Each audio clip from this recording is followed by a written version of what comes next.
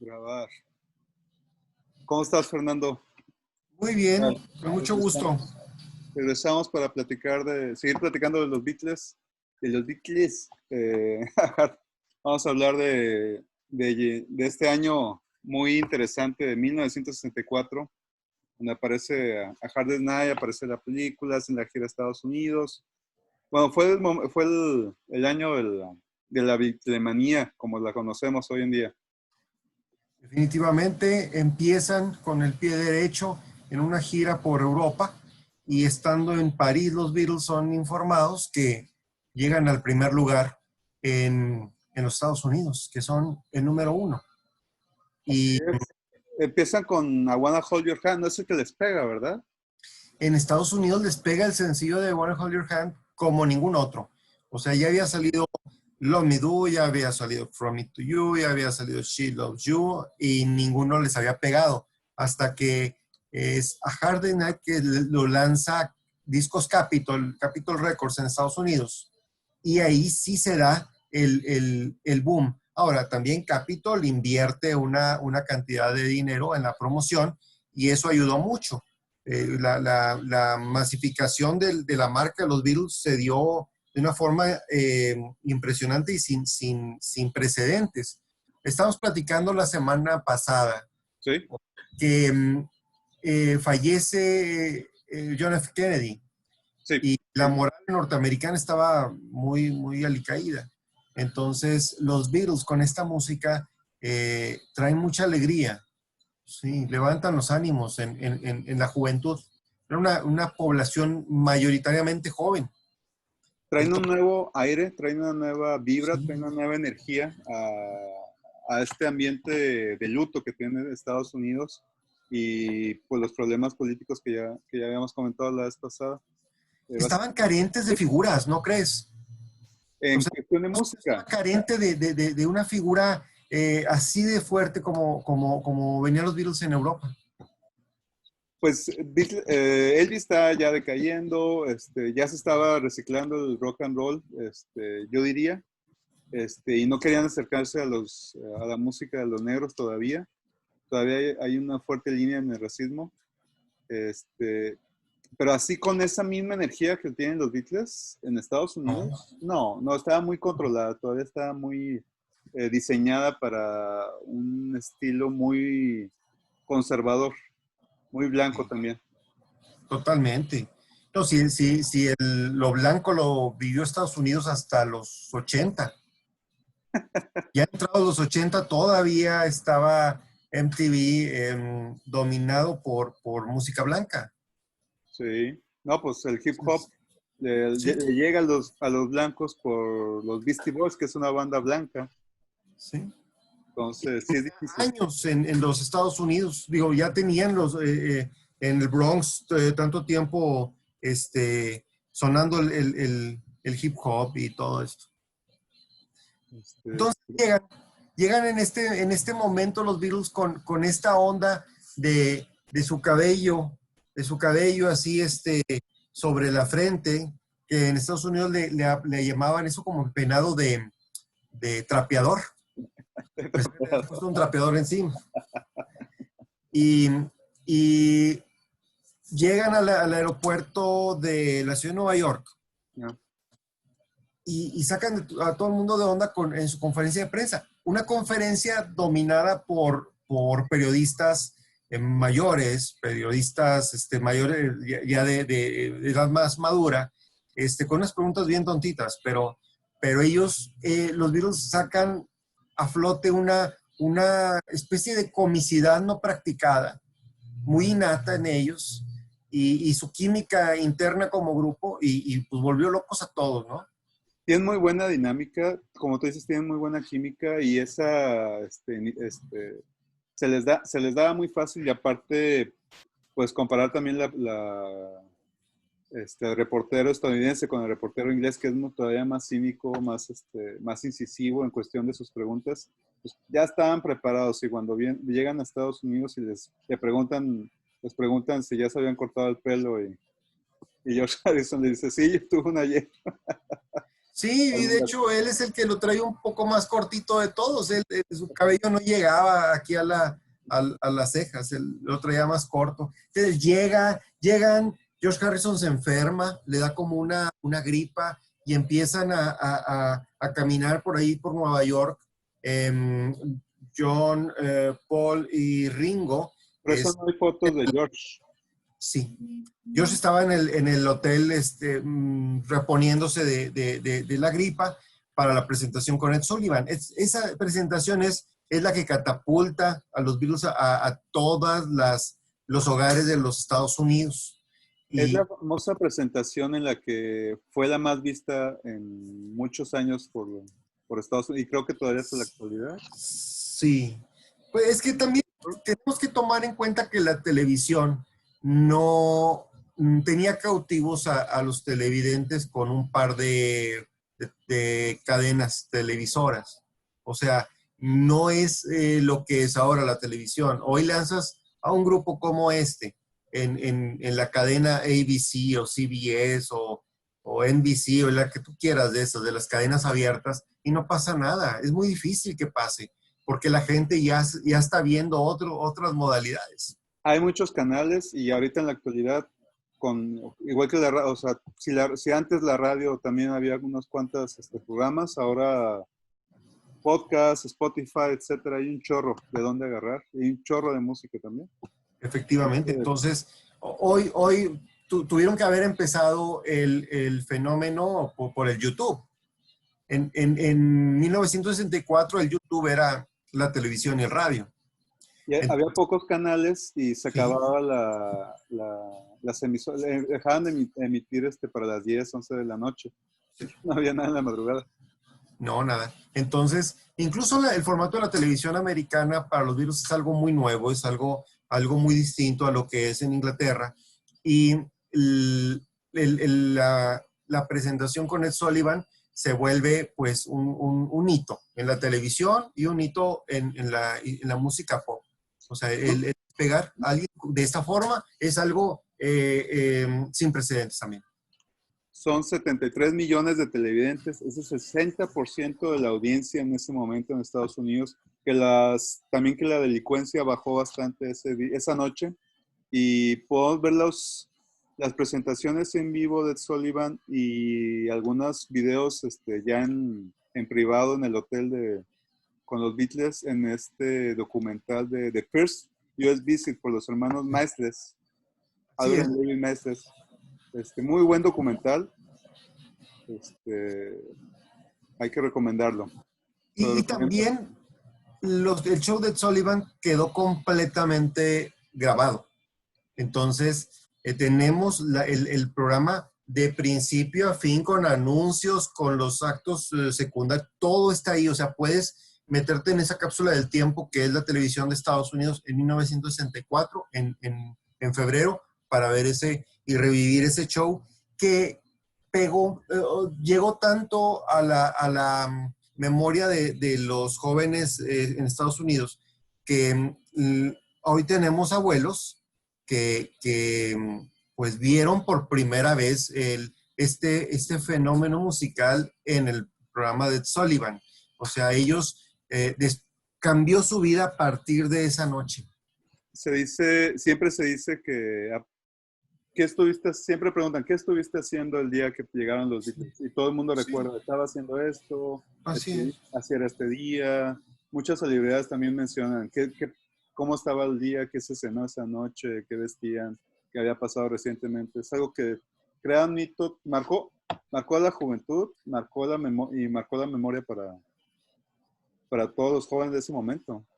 Sí, ahí fueras blanco, de color rojo, amarillo, verde, del color que fueras, estabas viendo Ed Sullivan, estabas viendo los Beatles y aunque fuera por algún momento te captaron la atención. Si ya después tus gustos y todo te llevaban por otro lado, al menos el recuerdo de esa noche les queda en la memoria a esos millones de norteamericanos que crecieron con eso. Entonces, sí. Se presentan, cantan las canciones que traían ellos en su repertorio. Está, si no mal recuerdo, traen Please Please Me, I Want to Hold Your Hand, She Loves You, Mm, There Was You, All My Loving. sí, All My Loving, ya eran Sí, original. temas de sus discos with the Beatles y Y Please Please Please Please Me. Me. Traían dos discos abajo del brazo, con eso se fueron, pero traían cantidad de horas trabajadas en Alemania, o sea, después de haber lidiado con soldados alemanes, americanos en Hamburgo, con toda la violencia que se daba ahí, también en el ambiente nocturno, Sullivan era tan comido, ¿no? Entonces se Entonces, presentan con esto. lo que sí nos preparó la cantidad de adolescentes que iban a estar ahí afuera del hotel. Sí, sí, y eso también pues abre nuevos fenómenos de lo que son las seguidoras y seguidores, las hordas de muchachos que estaban afuera del hotel esperando a que dieran señales de manifestarse ahí, este, y, y pues volvieron loca la ciudad de Nueva York. Solamente se presentan en el Coliseo de Washington en una presentación, pues es legendaria porque es en parte promocional, no forma parte de una gira como tal. Fue Y la presentación, perdón que te interrumpa, fue la sí, presentación en la que Ringo está en medio, es un coliseo, entonces boxeo, es lucha libre. Entonces tienen que darle vuelta a la batería en cada canción, ¿verdad? sí, es como un cuadrilátero. Un cuadrilátero.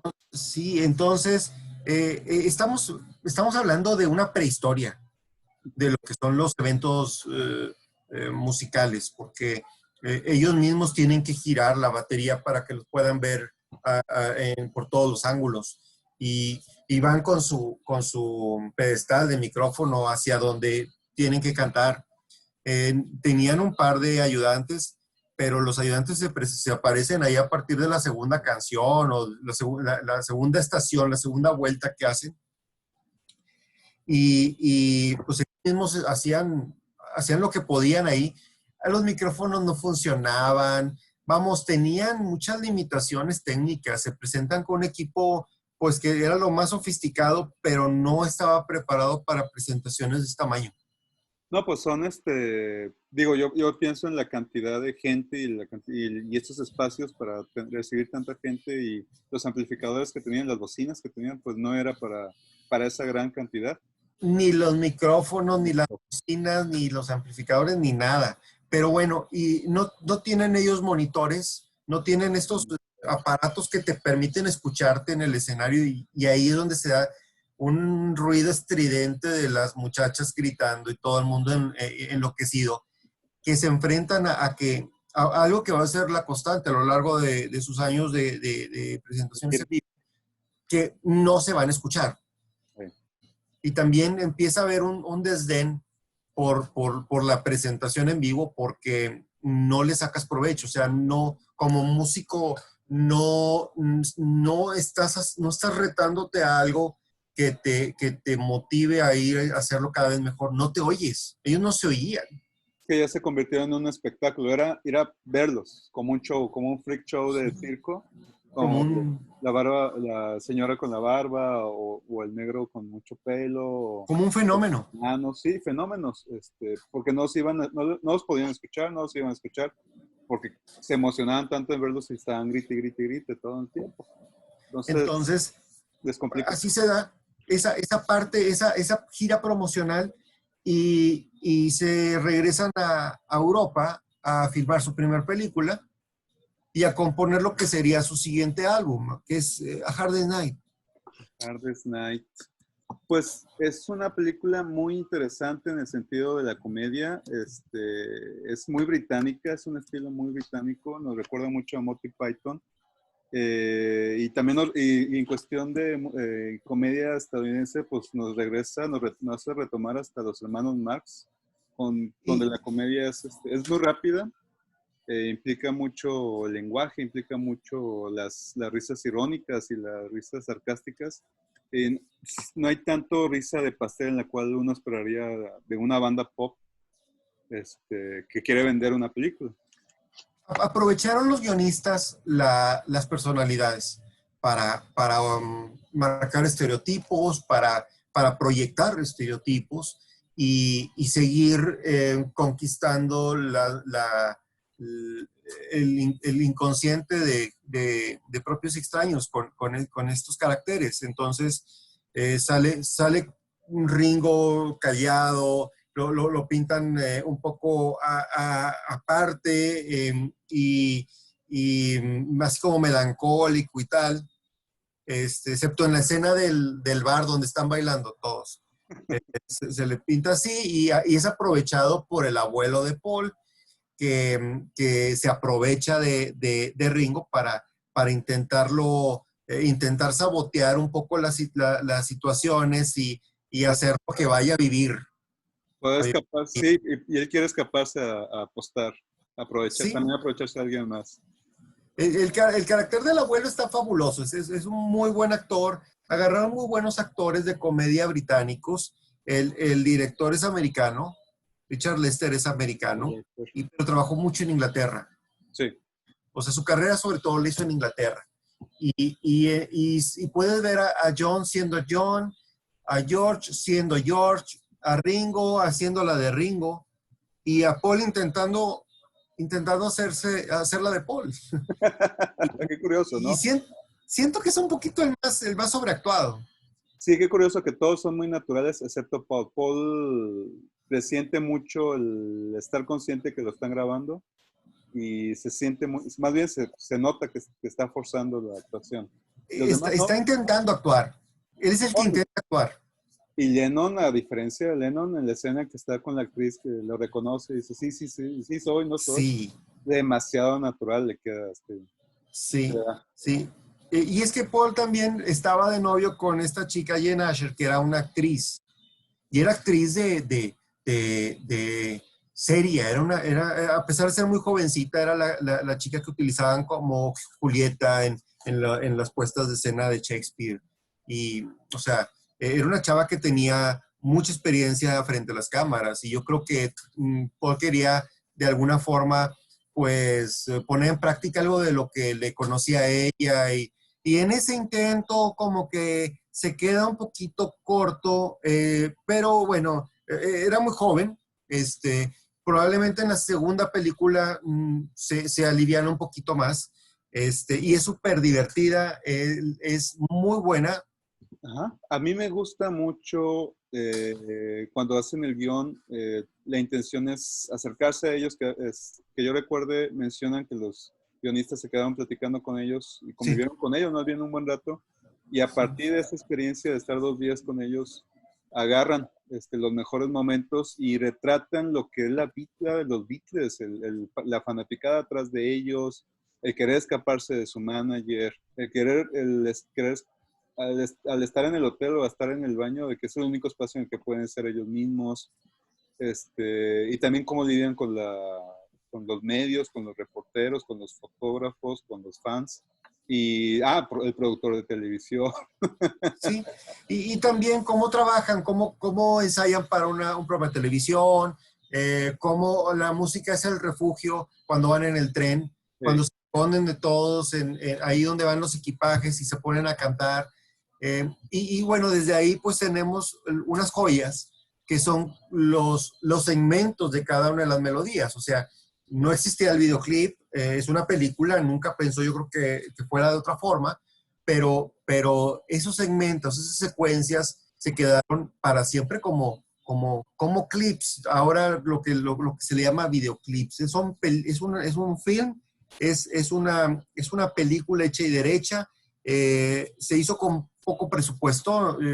Tenían la sospecha de que a pesar de que eran muy famosos, eso se podía acabar. Entonces deciden no meterle una producción a colores, que incluso los virus de Capulina los tenía en México, o sea, tenían colores. Bueno, allá dijeron, bueno, vámonos reservados con esos chavos, y cuando les toca hacer la segunda película, ya con el éxito que habían tenido con esta, pues le metieron toda la producción. Lo único que les faltó fue cambiar el vestuario porque todos se vestían igual. Sí, y bueno, tiene su encanto la película en blanco y negro. Está muy bonita la fotografía, te retrata con ese blanco y negro, con esos semitonos, la ciudad de Londres, muy padre. O sea, está muy bien. No, bueno, pues en cuestión de estética, blanco y negro no le piden nada a los colores. Es nada más si ocupas realmente el color, pues úsalo. Y si no, blanco y negro es perfecto en cuestión de arte y cine. Y hay algo más que... Ah, pues ahí conoció George Harrison a su futura esposa, Sí. Patty Boyd. Era una de las... De las modelos que aparecen ahí intentando convencerlo de promocionar una marca de camisas o le hacen como una encuesta sobre la ropa. Entonces estaba Patty por ahí, pero también va en el tren, o sea, se topan en varios momentos y bueno, y a partir de ahí son inseparables. Ya saliendo de ahí salen como novios y a empezar a esconder el amor, ¿no? Es lo que ellos tenían que esconderlo porque la imagen era tan importante y ellos tenían que cuidar y se debían mucho a las fans. Entonces tenían que irse escondidas, usar disfraces para pasear y bueno, fueron cosas que yo creo que sobre todo a George Harrison le pesaron mucho y fue el primero en querer quitarse toda esa careta. Pues también le pasó a... Cintia los acompaña en esta Sí, primera gira, ¿no? Entonces le tocan, sí, le toca a Lennon esconder a Cintia. sí, ella va con lentes de sol, a veces con pelucas, porque se pensaba que iban a perder fans si las muchachas se enteraban que John estaba casado. Y pues, al final de cuentas lo adoptaron bien la situación.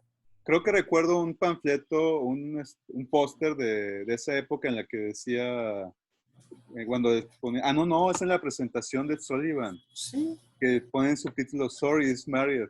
Perdón, sí, así está dice. casado. Lo Este, sentimos, este ya está reservado, ya está casado. Ni modo, Y es para la película que, bueno, ellos están pues comprometidos a componer y componer. No todas las canciones del álbum británico forman parte de la película. ajá, así y del disco es la mitad, creo. Lado A Sí, es lo la demás ajá. son temas instrumentales. Está, bueno, empieza la película con A Hardest Night, Sí, con esa caída. sí, cuando Eh, van muy corriendo, los van persiguiendo las muchachas y va Josh Harrison al suelo. al suelo. I Should Have Known Better, que está en el tren. I Wanna Be Your Man, de la canta Ringo. Don't Bother Me, All My Loving, un gran momento en la película. If I Fell, también. Can't Buy Me Love. Ah, esa gran escena, ya muy parodiada y ya muy usada, en el que están bailando allá afuera en un campo, es un campo Sí, baldío, muy usada en las películas de los 80 por los estadounidenses, por las películas que... claro. Can Buy Me Love, and I Love Her, I'm Just Happy, I'm Happy Happy Just Yesterday with As You, You, This Boy, pero es la versión instrumental. instrumental. Regresa Can Buy Me Love, Tell Me Why, es la última del concierto, que dan la presentación que se da en la película, y luego She Loves You, pues, sale She Loves You y luego Hardest Night, Sí. que termina la película. Que era también repetir un poquito los hits, o sea, Sí, darle una repasadita a los hits y afianzarlos, porque no en todos los países estaban, los lanzamientos iban a la par, o sea, conforme iban abriendo mercados, iban entrando los discos y la gente pues estaba esperando oírlos, además de que ellos no se presentaron en todos los países del mundo, entonces cuando llega a México la película, pues es una forma de verlos presentando sus éxitos. y yo de la película disfruto bastante, bueno, esa escena de Can't Buy Me Love es creo uno de los grandes momentos, y cuando grita Ringo, I'm out, Sí, we're out, estamos libres por fin, y ese gran final en el que regresan a la gira, tienen que seguir sí, trabajando y se suena el helicóptero que dice The Beatles, da, es un final muy abierto y da mucho más da al fan ese sentimiento de que siguen ellos en la aventura, van a tener muchos más momentos divertidos, pero yo ya no voy a poder verlos, yo ya no voy a poder disfrutarlos. Y esta ventanita que me dieron esta película fue solo un pedacito de lo que ellos están viviendo. Y es la Sí, gran, es la gran importancia que tuvieron los Beatles en ese momento. No, daban, querían mucho los fans y al final de cuentas nada más podían dar muy poquito porque era demasiado lo que se les pedía. sí, ya habían quedado atrás los años en los que ellos te daban shows de 2 horas, que cantaban temas de los que ellos les gustaban. Ya tenían que limitarse y sujetarse a las líneas, a los lineamientos que les daba el manager y pues ahí ya, ellos ya no eran ellos, ya eran el fenómeno de Brian Epstein y lo que seguía pues iba a ser más de Beatlemanía en ellos, en sus giras, en sus mismas películas, hasta que pues terminan en el año 66 de hacer las giras y se dedican a hacer lo que ellos quieren. Es un atraso muy prolongado. Son bueno, ya muchos años de giras y de presentaciones en vivo, pero ya como Beatlemanía, 2 años, 64, 65 y parte del 66. 2 años y Y medio. pues esa gira última que ya llega el momento de platicarla, que fue muy caótica. Pero todavía ahorita, 1964, todo en miel sobre hojuelas, ellos están en la cima del mundo, ya en 1963 habían sido nombrados como la pareja de compositores del año, eran los artistas del año, tenían todos los galardones que se podía tener en Inglaterra y ahora esta es la oportunidad para hacer un álbum con exclusivamente canciones de Lennon y McCartney. Incluso ya no tenemos una canción de George. No dio para que George incluyera un tema original. Tenía una cancioncita que se llama You Know What to Do, que la escuchamos hasta el 95 con la antología, una canción que se había perdido y se recupera para la antología. Es parte de las sesiones de A Hard Day's Night, no se incluye. Y las sesiones se tardan más tiempo de lo que habían tardado en hacer, obviamente, Please Please Me, que se hace en 3, 4 sesiones para todo el álbum.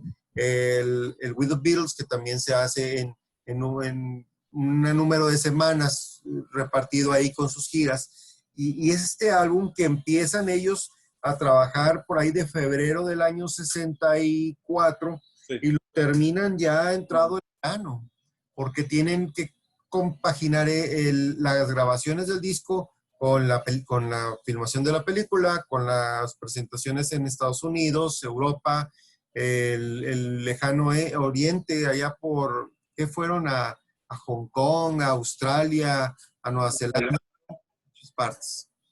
Pues Entonces, también en este momento es cuando curiosamente aparecen estas grabaciones alemanas de I Wanna Hold Your Hand y She Loves You sí, en enero ellos graban en París. en París.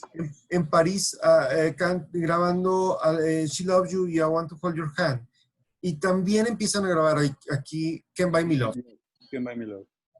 Es el Es, primer tema del álbum. es curioso, o bueno, es también un ejemplo de la situación de grabación y de giras que tienen y que está tan apretado que no hay otra, tienen que grabar en el mes que están haciendo la gira en Francia. Tienen que Sí, grabar les estas dijeron que para poder entrar a Alemania con una grabación había que cantarla en alemán. Entonces, ellos sabían alemán, pero no como para componer el tema en alemán. Entonces se apoyaron con un letrista que se sentó con ellos un rato y de ahí fueron reescribiendo los 2 temas. Para Paul y John no fue ningún problema el cantarla.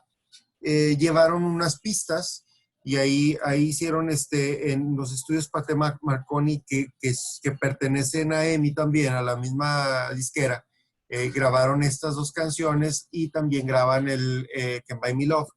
Es de las pocas veces que los Beatles graban fuera, bueno, es la vez que graban fuera de Inglaterra. David Roth, sí. Porque toda la carrera la grabaron en Londres. Incluso con ellos no sucede que hayan utilizado algún estudio en Nashville o en Los Ángeles o en Chicago, no, nada. O sea, ellos fueron una historia de grabación prácticamente en Londres. Y es que ya después es muy común que una banda rockera, Rolling Stones, etcétera, se vayan a, como tú dices, a Alabama, se van a Georgia, se vayan a... O bueno, Y experimentar sonidos. Paul McCartney ya se va a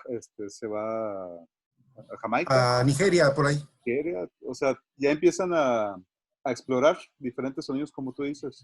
Y Sí, Ringo se fue a grabar a Nashville un álbum de música country y George Harrison John Lennon grabó en Los Ángeles, o sea, ya había más libertad y bueno, al fin de cuentos ellos se sentían cómodos en los estudios EMI, ahí estaba George Martin y su equipo, era su casa, vamos. Y fíjate, el tema de Hard Day's Night con el que abre la película se graba en el mes de abril. sí. O sea, durante la filmación, porque en una de estas llega Ringo diciendo, it's been a hard day's night. Entonces, de ahí sale la idea del tema para la película. Les gusta la frase y desarrollan la canción a partir de ahí. Curioso. Con el acorde. El Mejor. acorde que abre el disco. Ese acorde que mucha gente ha intentado ponerle un nombre, pero es un acorde donde George Harrison es un rasgueo que hace que es el inicio pues idóneo para este álbum, para la película.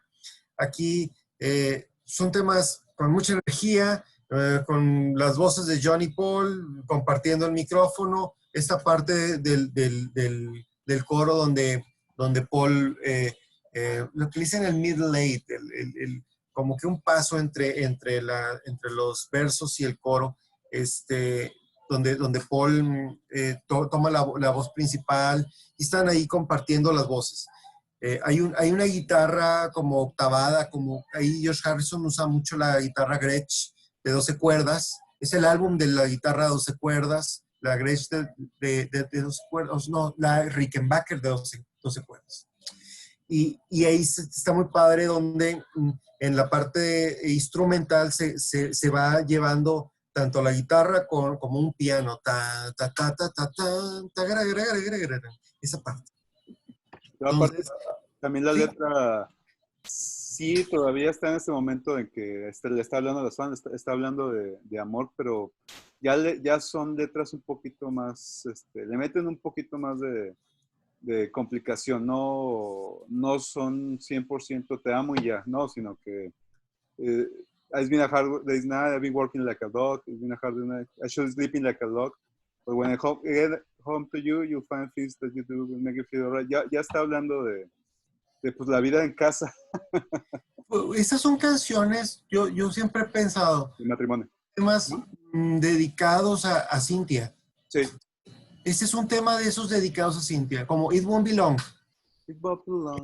Ajá. Son canciones que yo creo donde John le decía a Cynthia, no, esto no va a durar mucho, esto de la gira, esto de este viaje no durará mucho, regresaré.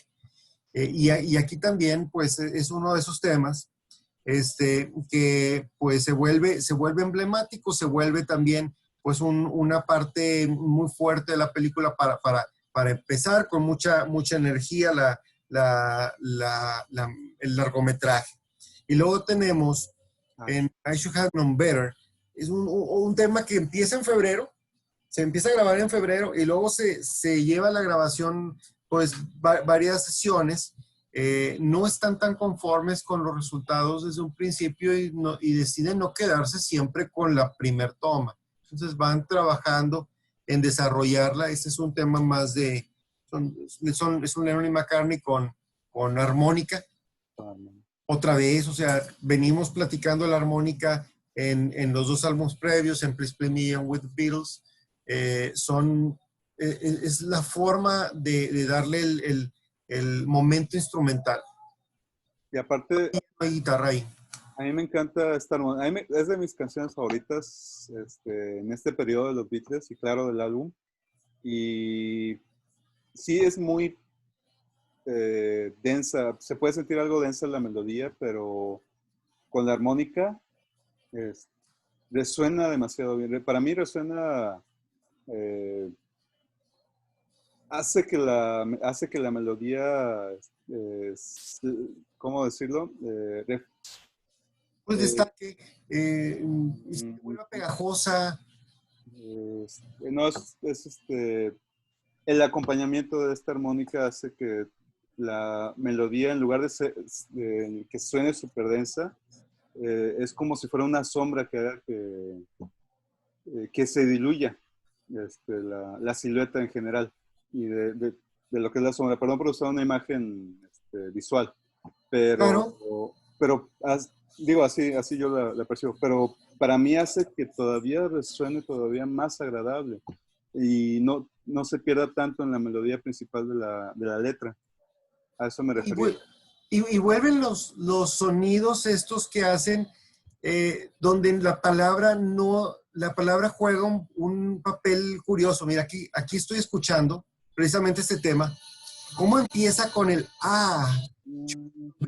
no dice, no, I should have known better. No, dice, es como la palabra yo.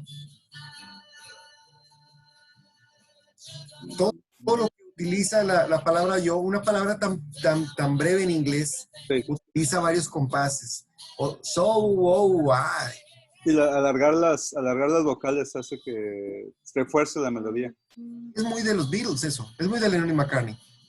Es un pop, es una balada rítmica, muy pop, muy acústica. Y también se nota ya la visión un poquito madura debía haberme dado cuenta de estas cosas antes, debía haber sido más inteligente. Sí, Que este amor no es exactamente lo que quiero o lo que me va a dar. sí. Busco algo más. O sea, se ve la evolución. O sea, a muchos compositores les toma años No, pero llegar a estos niveles.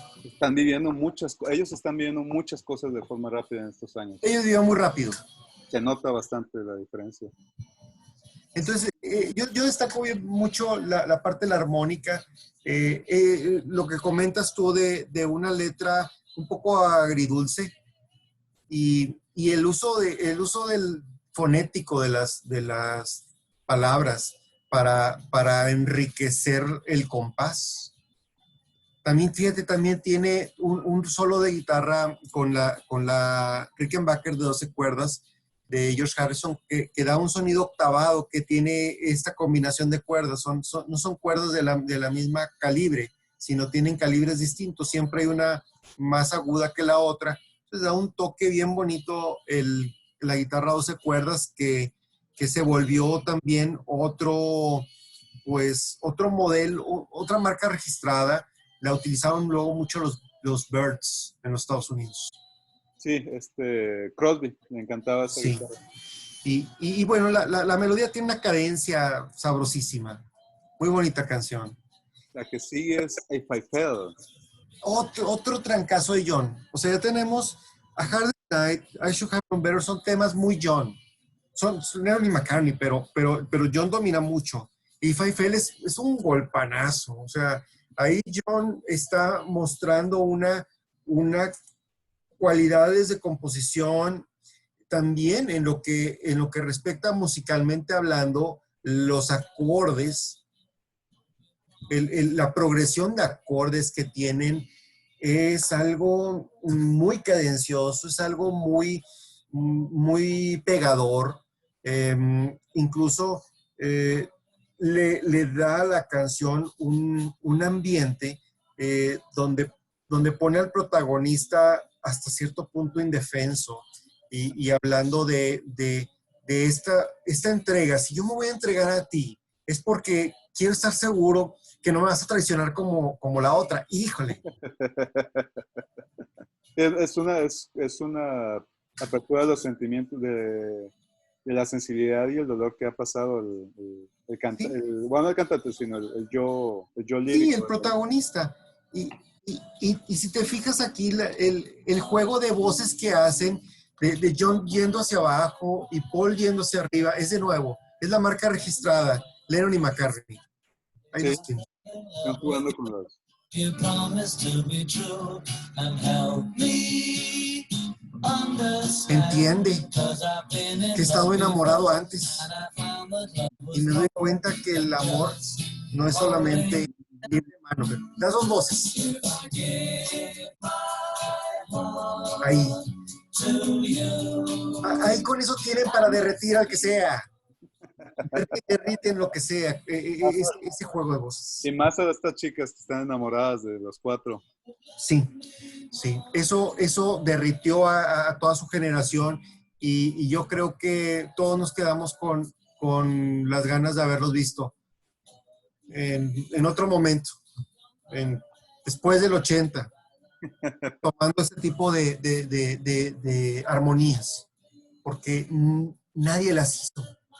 Y es algo que no se comenta mucho de su música. Se habla de la capacidad compositora de Lennon y McCartney, pero en cuestión de melodías se habla de los Beach Boys, pero, o de otras bandas, pero no se habla mucho de lo que hicieron Lennon, McCartney, George con George Martin. La armonía que hacen Lennon y McCartney es algo único, pues, más o menos al grado de los Everly Brothers de los años 50. Ellos eran seguidores de todos estos cantantes y utilizaron lo que tenían. Eran voces de hijo de vecino, o sea, no eran las voces no eran un Roy Orbison, por ejemplo, o no era un Little Richard, pero con lo que ellos tenían para romper los moldes y establecer nuevos parámetros. Entonces, en este tema, creo que John Lennon se vuela la barda. Está, vamos a decir, Lennon 3, McCartney 0 todavía. Le llega el momento a Paul en este disco. Sí, todavía falta, pero sí le va a llegar el momento y después ya va a ser una de las situaciones que crea mucha tensión en la banda. Pero, sí, y una competencia que los hizo buscar la excelencia. Pero ese es el momento en cual están funcionando muy bien sus armonías. Ahí componen juntos. Este tema se graba en febrero de 1964, que es If I Fail. Luego, I'm Happy to Dance With You, se graba en marzo de 1964. No son muchas tomas, se la llevaron muy rápido. Es un tema para George. George, como decíamos, todavía no alcanzaba la madurez de musical requerida para un álbum. Pero con la madurez que tuviera en 1964, excedía lo que podían hacer muchos de su generación. O sea, excedía lo que podían hacer o lo que pudiéramos haber hecho muchos. O sea, estaba muy bien, pero tenía a dos monstruos, Lennon y McCartney. Entonces, convencer a George Martin de que tu tema deba pasar nomás por llamarte George Harrison todavía no era. Entonces, le dan esta canción, I'm Happy to Dance With You, le dan un segmento en la película donde él canta este tema, muy bien, él lo hace bien, ya no tiene ya no nos da la sensación del nerviosismo como en Do You Want to Know a Secret? O Don't Bother Me. Sí. Entonces, se queda la canción guardada, tan guardada que yo creo que ni él se acordaba que existía, hasta que en el 95 sale ese tema que se llama You Know What to Do, para la antología número 1. No, pero esta de I'm Just Happy with I'm Happy Just to Dance With You. Happy Just to Dance With You. Es sólida, no es el gran hit, pero es muy sólida, tiene una muy buena melodía y tiene buena estructura. Y destaca la voz de George, o sea, la hacen para esa voz. Le queda muy bien y ahí es donde ves algo raro a un John Lennon, a un Paul McCartney funcionando como acompañamiento. Es algo curioso, pero eran los turnos que se tenían que dar. Ahora viene Anne Locher. Si vamos 3-0, favor Lennon, con Anne Locher se ponen 3-3. Porque Anne Locher vale por 3. Es una gran canción, la verdad. Es una canción, señora canción, es la primer, yo creo que después de All My Loving, es el segundo gran knockout que da Paul McCartney como compositor. En una canción llena de sensibilidad, llena de melodía, muy sencilla por un lado, pero compleja a la vez, porque utilizaba un arreglo muy sencillo, muy discreto, muy parco, que es las guitarras acústicas, el bajo eléctrico y los bongos. Y el requinteo de Harrison. El requinteo de Harrison lo hace con una guitarra española. Aquí lo tenemos.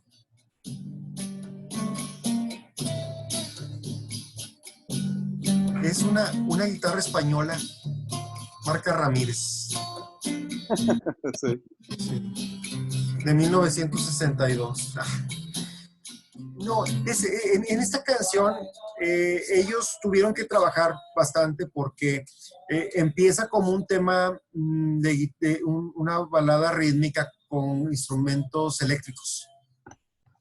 La antología nos permite enterarnos, algo que se había leído unos años antes cuando salió el libro de Mark Lewisohn, Recording Sessions, de que esta canción empezó con con un rasgueo de guitarra eléctrica, y era un tema eléctrico, pero se da cuenta George Martin que el potencial que tiene como una balada muy romántica, y había que aprovechar y capitalizar eso. Entonces hacen al estilo de Till There Was You, un hitazo. Y aparte la interpretación de McCartney es excelente en esta canción. Sí, su voz muy sedosa. Su voz es sedosa en todo momento. Cada frase se entiende. Es el gran momento de McCartney hasta... Digo, no diría que el primero, pero sí el que, como tú dices, el gran hitazo, que le da un chorro de puntos a Paul McCartney. Sí, aquí le da muchos puntos. Me gusta mucho que este tema sirvió también como una herramienta de capitalizar el potencial comercial de la pareja como compositores y de Northern Songs como un negocio, porque todo el mundo le hizo cover a esta canción. Sí, es una canción que se la puedes poner a tus abuelitas, a tu mamá, no nada más es para el baile de los jóvenes destrampados. Sí, eso es algo que también hay que destacarlo, que la generación de padres en ese momento, de los señores que habían nacido en los años 20 o en los años 30, dijeron, ok, son greñudos, ok, generan escándalo, pero mira qué bonitas melodías hacen. Entonces, tenemos que se aprovechó en versiones instrumentales para el público de adultos. Entonces, los Beatles cantan para la chaviza, y para la momisa, pues la orquesta de fulano de tal, etcétera. Entonces, había versiones para los papás. Sí, había versiones sinfónicas. Sí, había sinfónicas o de easy listening, que estaba muy de moda en ese tiempo. La versión instrumental del hip hop lo hacían más suavecito, lo hacían más bailable, más disfrutable para la generación que iba, que un poquito de mayor edad. E incluso los jóvenes que no eran precisamente adolescentes, porque es muy raro, no siempre tú compaginas con lo que es tu generación. Es difícil compaginar con los que son de tu edad, musicalmente hablando. Puede ser que yo iba oyendo los que iban saliendo de mi edad con música nueva y no me llamaba tanto la atención. Yo traía otro background y eso quedaba para los que eran un poco más jóvenes. Entonces, aquí lo que hacen es ampliar el mercado le dan una amplitud al mercado para que haya versiones para jóvenes, versiones para más adultos, unas para bailar, otros para escuchar o bailar o cantar o lo que tú quieras. Es esta búsqueda de mainstream y también de hacer el crossover de rockero a sentimental o emocional. Muy al estilo de Guns N' Roses con Sweet Child O' Mine. Sí. Un buen ejemplo. Sí, con el tiempo, por ejemplo, Guns N' Roses. Cuando sale Guns N' Roses, yo estaba en secundaria. O sea, es similar, ellos eran unos jóvenes, pero no tan joven como yo. Eran posiblemente 10 años mayores que yo, 15 años, 10, 12 años mayores que yo. Uno los seguía a ellos, pero los que eran de la edad de Guns N' Roses, pues ellos iban siguiendo a otros, a Peter Frampton, a Kiss, yo que sé, otra generación. Ellos Sí. no se quedaban con eso. Y los jóvenes de la edad de los Beatles, de 24 a 25 años, sí usaban el listening, o sea, escuchaban las músicas con orquestita para bailar con la novia formal, en un plan más formal. No, Esto, Beatles eran mucho más para un mercado más adolescente. no, pero sigamos, porque... Vamos con más música. Sigamos Tell con Me Why. Why, de Lennon. Otro tema muy fuerte de Lennon, quizás no tan fuerte como Hard Day's Night o Should Have Known Better, pero es otro donde vamos a tener la armonía de Paul y John cantando, siempre en este juego de voces. Un tema muy rápido, no tiene solo, es un tema para la película y a pesar de que quizás no es un hit, no es o vamos a decirle, una canción para hacerla sencillo, pues era mejor que muchos sencillos que iba a haber en el momento. O sea, ellos, aunque fuera una canción de, digamos, algo de relleno para el álbum, estaba muy por encima de los estándares que había. No, Los aparte, Beach Boys hacen un cover de este tema. Tell Me Why. ¿quién? Los Beach Boys. Los Beach Boys. Pues la gran competencia que traía Brian Wilson con Paul McCartney empieza aquí en el 1964 que llegan a En el Estados 64 sí se topan ahí sé que tocan en el Washington Coliseum también los Beach Boys. Y Creo que aparte, tocan también en esa ocasión. y Era aparte, de la misma disquera. aparte que son de Capitol también, Sí. pues el número uno antes de que llegaran los Beatles eran los Beach Boys, o sea, los jóvenes, la Sí. banda joven era los Beach Boys. Llegan los Beatles y les quitan el número uno a los Beach Boys. Y fueron el número dos por largos años, hasta que ya no pudieron. Y bueno, es un otro tema, o sea, Beach Boys es un tema muy aparte. También yo creo que de lo melódicamente más importante que ha dado los Estados Unidos, Brian Wilson, un genio. De Pet Sounds. Sí. Can't Buy Me Love se grabó en enero de 1964. Esta se empieza a grabar en París. París. Y eso es una canción más de Paul McCartney, donde destaca el carácter rockero de la voz de Paul. Es una canción que probablemente pudo haber escrito un Chuck Berry, o sea, es una canción que habla con poesía de algo de frivolidad, o sea, cómo la frivolidad puede, o sea, cuando tienes el dinero y tienes el poder, puedes comprar muchas cosas. Menos amor. Y a él yo creo que Linda es un buen ejemplo de cómo eres capaz, cómo no era dinero lo que iba a ganarle el amor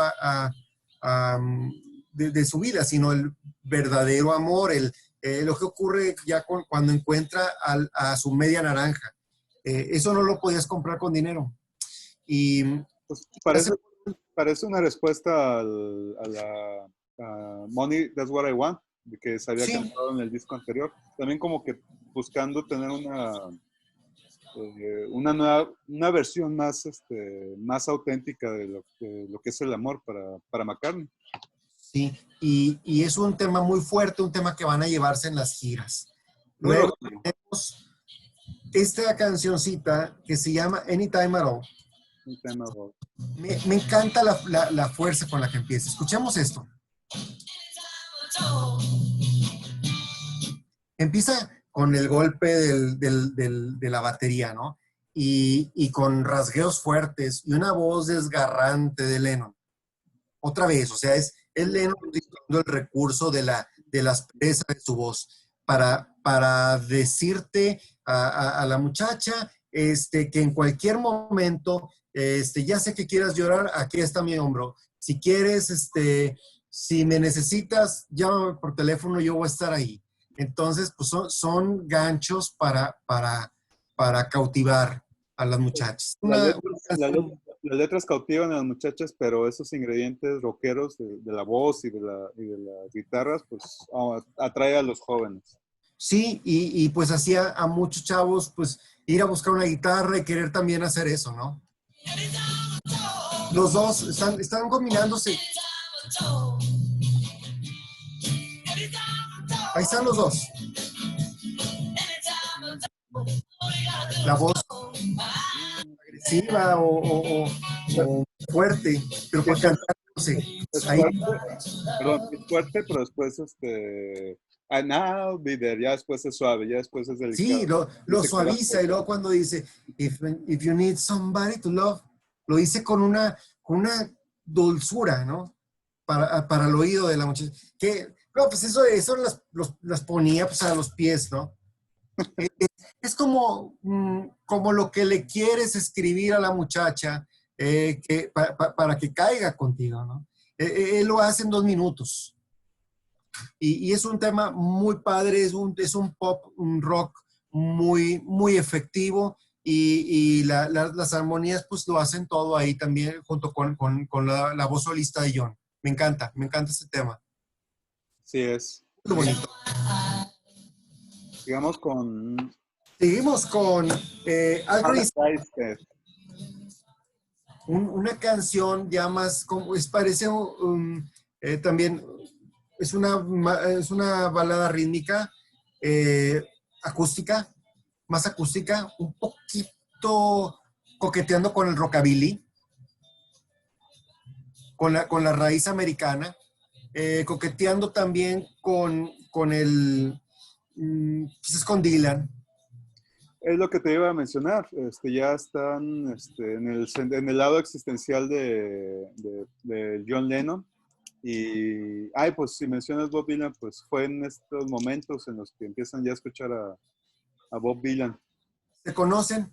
Es cuando lo conocen, que tienen el disco de Free Willing en la gira en París y conocen a Bob Dylan y les presenta la famosa marihuana. Sí, y bueno, a partir de ahí cambia todo, sobre todo para el siguiente disco.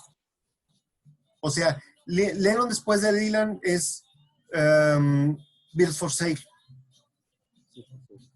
Pero esta es Alkaline State, que se graba en el mes de junio de 1964. Estuvo en varias partes. No se consiguió la primera. En un par de sesiones se graba primero la toma 1 a las 7 y luego de la 8 hasta la toma 11 los días 1 y 2 de junio de 1964. Recordemos, John no era un músico de muchas sesiones. Él quería sus canciones rápido y si se pudiera la primera. Luego tenemos otro trancazo musical de Paul McCartney, que es este tema, otra balada pop titulada Things We Said Today. Padrísima. Es un 4/4 con una cadencia también muy, muy rica, sobre todo en el cambio, este cambio que se da, se llama Middle Eight, en el puente. Unas notas muy bonitas que hace por ahí. Y tenemos de nuevo otro tema de corte rock pop muy, muy efectivo. Esta canción la volvió a cantar por ahí de la gira de 1989-90 con un sonido padrísimo. Paul McCartney la volvió a interpretar.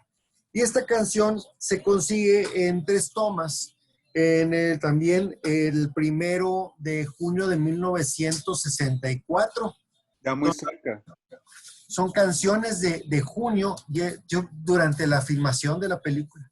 Ya muy cerca de la liberación de la película y de del disco, perdón.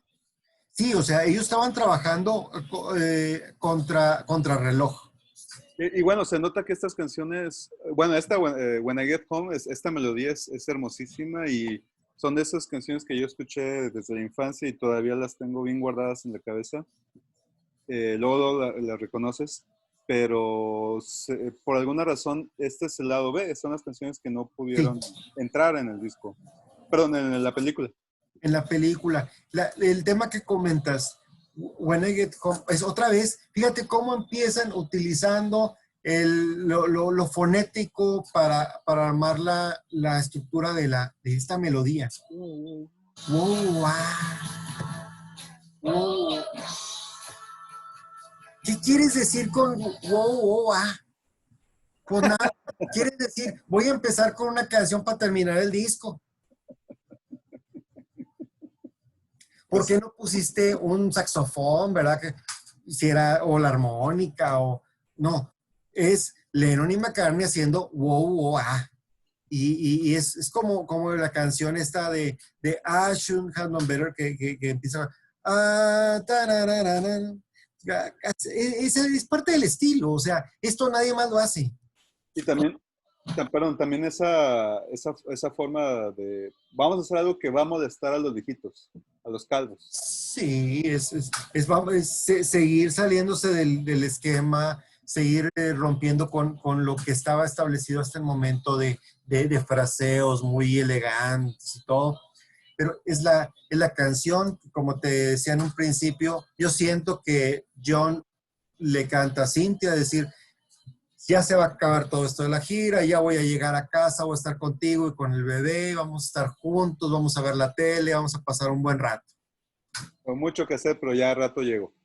Sí, Sí, es un tema, de nuevo, pues parece un relleno, parece una canción que no ibas a sacar como un sencillo, pero no es una canción trivial, es una canción que habla del sentir, es lo que siente un joven trabajador de 23 años que tiene que salir a partirse la vida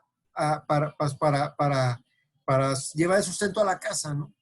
entonces a diferencia de los discos anteriores, estamos ya ante un Lennon que escribe sobre su vida. Y es algo que después ya Sí, comentará muchas veces, que él no escribía, no era como Paul McCartney que inventaba personajes e historias, que no sí, sobre terceras sobre sí mismo. personas. Él hablaba sobre su vida, sobre sus experiencias. Y se nota, aquí ya está 100% presente este tipo de letra. En las sesiones también entran You Can Do That, que se graba en febrero 25 del 64, I'll Be Back, que es una melodía hermosa también, es del mes del día 1 de junio del 64. Y tenemos otras canciones que se utilizaron más bien para los sencillos y los EPs, como Long Tall Sally, que se graba en una sola toma el 1 de marzo de 1964, y I Call Your Name, que también forma parte de un sencillo, un visado, un extended play, se graba también el 1 de marzo del 64. Ya después de esto, el 20 de marzo sale el primer sencillo, que es Can't Buy Me Love, con You Can Do That, que se vendió como pan caliente, millones de copias por anticipado, ya era lo que iba a ser el estándar para ellos. Siempre una preorden de miles de copias para los diferentes mercados y tal. Y en mayo se graba Matchbox, que también se utiliza para estas ediciones que eran singles o extended plays. Slow Down, que es otro cover, igual que Matchbox, un tema de Carl Perkins. Y se hace el EP, que es Long Tall Sally, I Call Your Name, Matchbox y Slow Down, o al revés, Slow Down con Matchbox. Lado que traían dos canciones por lado. Es un EP que no tiene nada que ver con el álbum, vamos, aunque es de las sesiones, Sí. no repiten canción. Y el sencillo y el álbum de A Hard Day's Night sale como sencillo con Things We Said Today, y el álbum completo salen el 10 de julio de 1964. Y Listo para la película. aquí tienes A Hard Day's Night, eso es. Exactamente. Y Esto impulsa bastante a los Beatles, les da una gran fuerza, no nada más están en la tele, no nada más están en la radio, no nada más están en tu sala con el LP, están en el cine. O sea, ya Están son en estrellas el... de Hollywood, ya son leyendas, el icono, Sí, ya son icono pop. y fíjate que no ganaron un Oscar, pues no ibas a sacar grandes actuaciones, gran dirección. Sí, sí, mucho trabajo de dirección con ellos, porque eran músicos, no eran actores. O sea, Richard Lester sí se merecía algunos premios, seguramente los obtuvo, por dirigir a estos chavos que eran dirigibles. O sea, ellos se pusieron en manos de Richard Lester, se hicieron muy buenos amigos, lo utilizaron como director, fue requerido como director para Help, y pues por tantito les pudo haber hecho El Señor de los Anillos. Ah, sí, es cierto. Lennon quería ser el Señor de los Anillos. Y muy probablemente lo hubieran hecho con él. Entonces, la película sirve como una catapulta para potencializar las personalidades, el catálogo musical que ya tenían, para pues meter gente a los cines. Si ya los metías para los conciertos, pues ahora metes a la gente a los cines y en permanencia voluntaria, ¿no? Se van de gira, se les enferma Ringo Ah, durante las sí, sí. grabaciones del disco. Se enferma, él toda la vida fue enfermizo.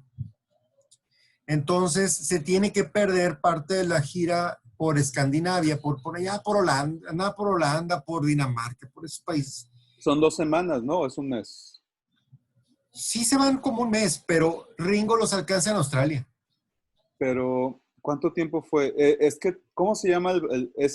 La situación fue que tuvieron que contratar a un baterista de estudio. eh, ¿Cómo se llama? ¿Qué es el Jimmy nombre? Nicol. Jimmy Nicol. Jimmy Nico. Sí. Y Lo contratan para hacer Beatle por 2 semanas. por 2 semanas. Una semana o algo así. Y es el Son de esos momento. trabajos de los más pues contradictorios, porque por un lado tienes toda la gloria, disfrutas las mieles del éxito, y al otro día ya no eres nadie. Es muy interesante la historia de este personaje, la historia de los Beatles, porque tiene razón, ya después de que se acaba el contrato, después de esas 2 semanas, ahí se acabó su historia, su vida. Muchas gracias por tus servicios. Bueno, le pagan lo que le correspondía, le regalan un reloj, dice para Jimmy, de parte de Brian, John Paul, George y Ringo, algo así. Gracias por todo. Y pues él ya cumplió su asignatura y va para atrás. O sea, puede ser al olvido o a seguirle buscando. Creo que él vivió en México un tiempo, trabajó para Discos Orfeón. Órale. Tuvo algo de trabajo aquí en México y fue perdiéndose en el anonimato después.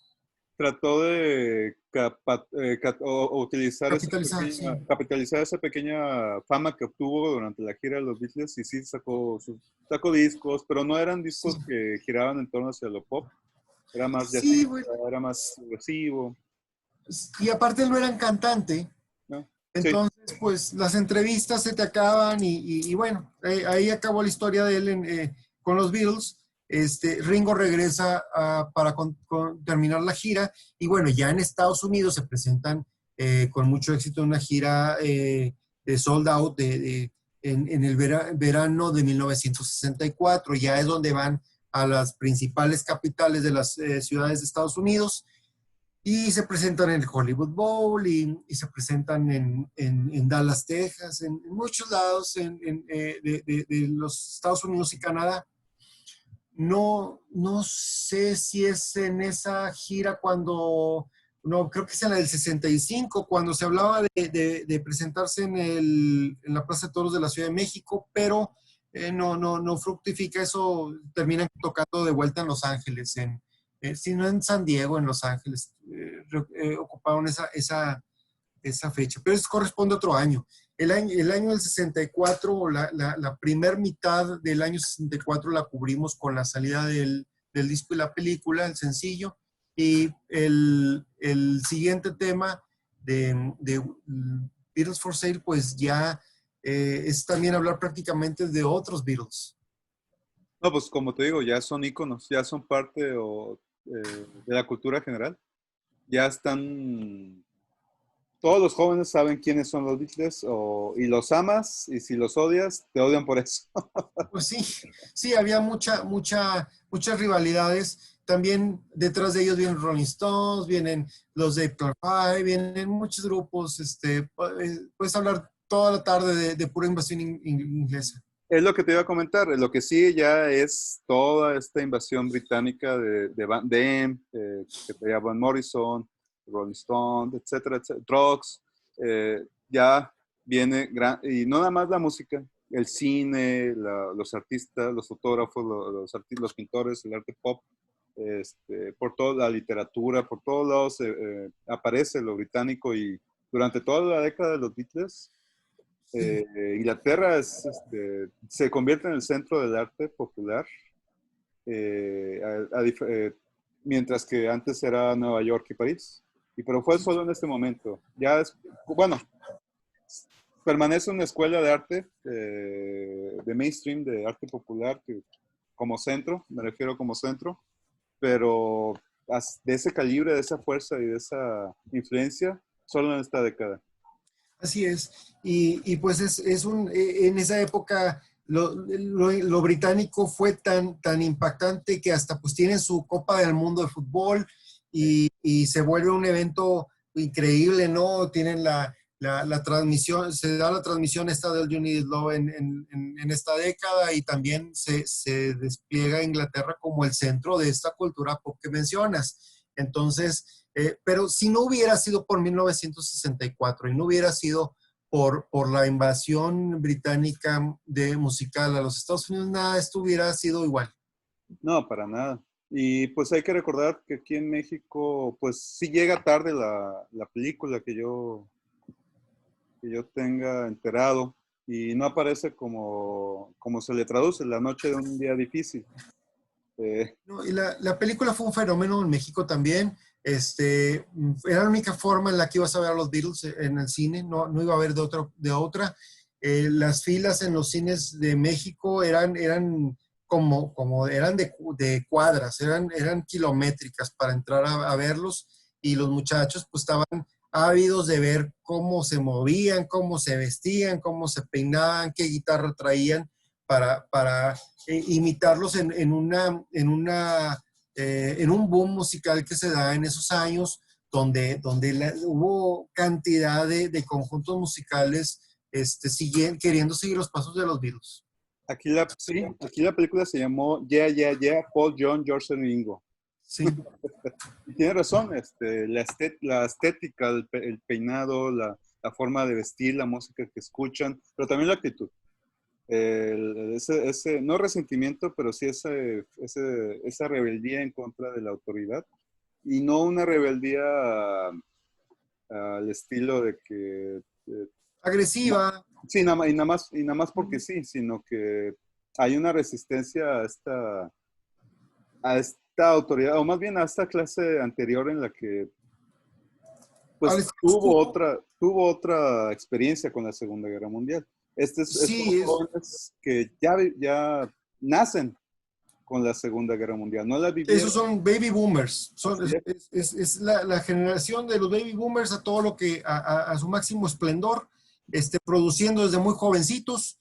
Y pues todavía tenemos baby boomers que andan ahí, sí, produciendo todo, y en todos los ámbitos, ¿verdad? O sea, en el cine, en la literatura, en la música, hay todavía pues algunos sobrevivientes de esa generación, aportando cosas increíbles, ¿no?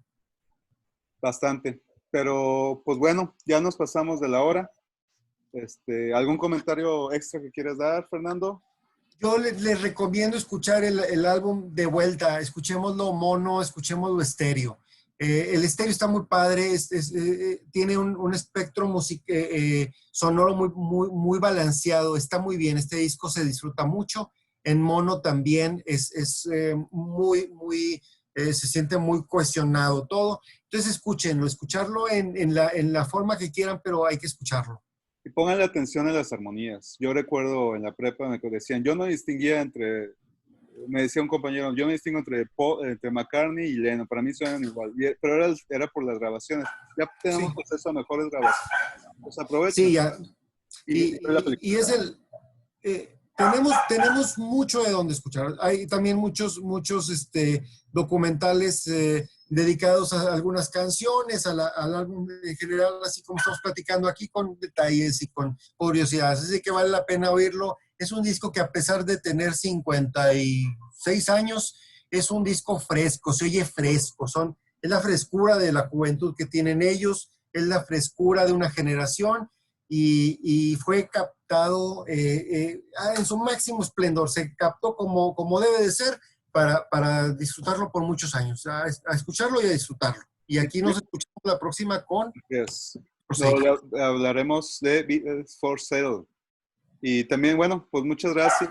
Vean la película, la cual pues hay que disfrutarla también. Claro que sí. Encapsula muy bien este momento de los Beatles. Pero pues muchas gracias, soy Edgar Ibarra, aquí estoy con Fernando Zavala y pues nos vemos la próxima. Hasta luego.